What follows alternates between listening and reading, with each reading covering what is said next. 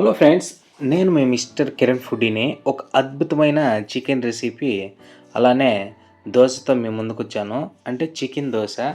Short and స్వీట్‌గా, స్పీడ్‌గా chicken ఎలా చేసుకోవాలి దోసలోకి, అలానే ఆ చికెన్ దోసని ఎలా చేయాలనేది వీడియో. ఖచ్చితంగా 4 నిమిషాలు చిన్న వీడియో ఖచ్చితంగా చూసి ఇన్ఫర్మేషన్ తెలుసుకొని వీడియో నేర్చుకోండి. ఇకపోతే వీడియోలోకి వెళ్ళిపోదాం. బాగా కడిగిన చికెన్‌ని ఆయిల్‌లో పసుపు, ఉప్పు, మిరప్పొడి, ధనియాల పొడి వేసి బాగా ఆయిల్ ముక్కకు పట్టే విధంగా రోస్ట్ చేయాలి. ఫస్ట్ బాగా ఈ విధంగా క్లీన్ చేసుకొని వేసుకుంటే దాంట్లో ఎటువంటి నీచు వాసన అలాంటివి ఏమి ఉండవు. ముక్కు కూడా బాగుంటుంది నీట్గా, మంచిది కూడా ఆరోగ్యానికి. ఎందుకంటే వాళ్ళు చికెన్ కొట్టే కాడ వాళ్ళు ఏ వాటర్లో అద్దుతారో రకరకాలుగా అట్లుంటుంది కదా, అక్కడ అంత నీట్గా ఉండకపోవచ్చు కదా.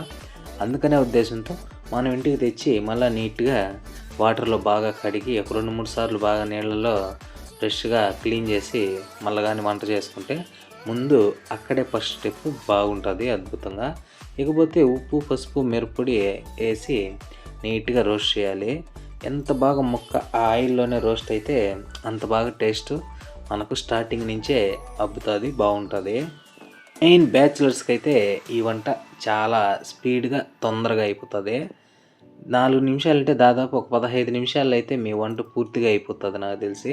చాలా స్పీడు.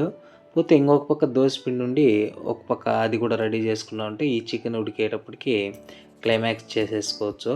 ఇకపోతే ముక్కలు కుక్కర్ ఆయిల్ పట్టినాక టమాటాలు, ఆనియన్స్, కొత్తిమీర, కరివేపాకు మొత్తం వేసి ఇంకా బాగా అవి రోస్ట్ చేసేయడమే. టమాటాలంతా బాగా నీట్గా మెల్ట్ అయిపోయే వరకు.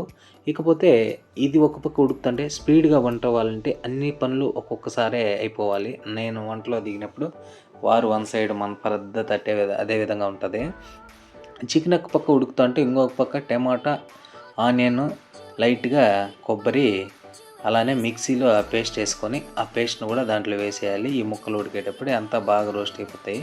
ఆయిల్ తక్కువైతే కొద్దిగా వేసుకొని ఇంకా దాన్ని బాగా మిక్స్ చేసేసి రోస్ట్ చేసేయడమే. చూడండి ఎంత బాగొస్తుందో అంత బాగొస్తుంది నీట్గా. ఖచ్చితంగా ఈ టిప్స్ ఫాలో అవ్వండి, తొందరగా వంట అయిపోతుంది. ఫస్ట్ మసాలా వాడ్చుకొని అదంతా కొద్దిగా లేట్ ప్రాసెస్. ఇది స్పీడు 10-15 నిమిషాల్లో మనం కూర్చొని హ్యాపీగా తినేయచ్చు. చికెన్లో ఉండే రహస్యం ఏంటంటే మనము ఉప్పు, కారం కరెక్ట్గా వేసి ముక్కను బాగా ఉడికిస్తే అది ఏ విధంగా చేసినా టేస్ట్ వచ్చేస్తుంది చికెన్లో. ఇదే మంచి విషయము. ఉప్పు, కారం కరెక్ట్గా తగలాలి. అలానే ముక్క బాగా ఉడికిపోతే ఇంకా అద్భుతంగా ఉంటుంది ఏం చేసినా, ఎవరి చేత్తో చేసినా.